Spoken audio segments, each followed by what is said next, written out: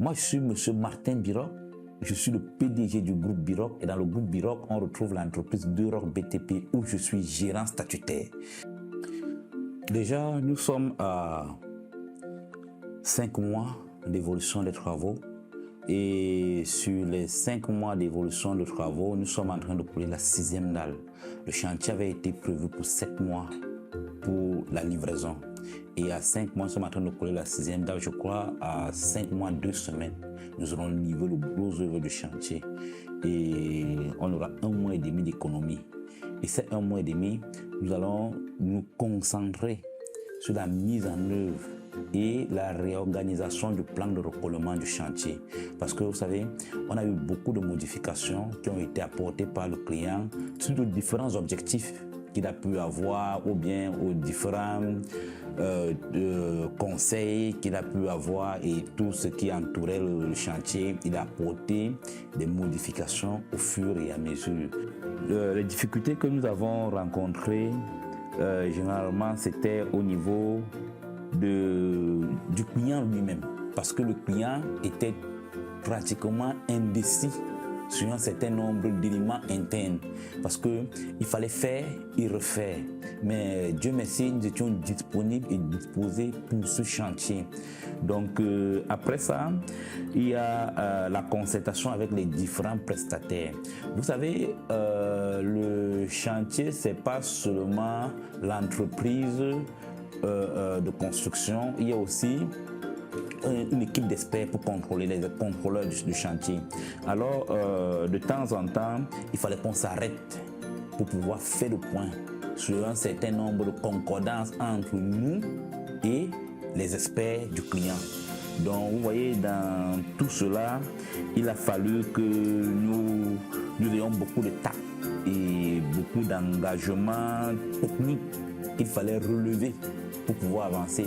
Et entre autres aussi, il y a l'administration en elle-même qui, lors de ces contrôles, n'a pas toujours des techniciens qualifiés pour venir échanger avec nous. Ce sont des bureaucrates et vous allez vous retrouver en train d'avoir un chantier qui est bloqué pour 3 heures de temps, 4 heures de temps, parce que vous expliquez plusieurs fois quelque chose que votre interlocuteur n'arrive pas à comprendre.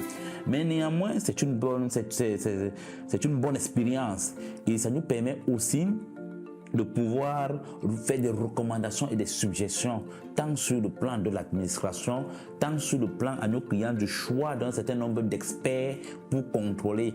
Parce que le tout n'est pas de donner le contrôle à un cabinet d'expertise sans toutefois maîtriser la capacité pour ce cabinet d'expertise à pouvoir contrôler un projet d'une telle envergure.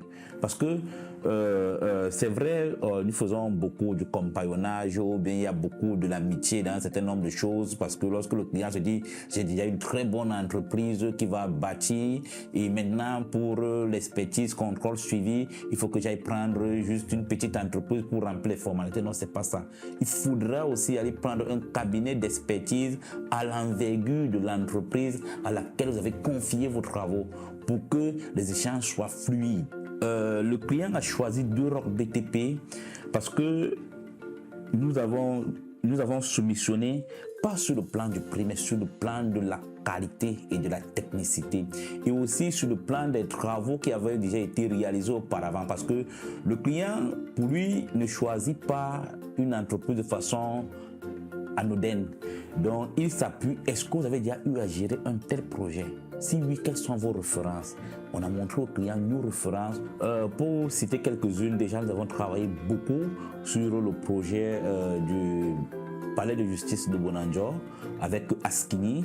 On a été celui qui a œuvré, je peux dire, à 80% sur le gros œuvre comme sous-traitant.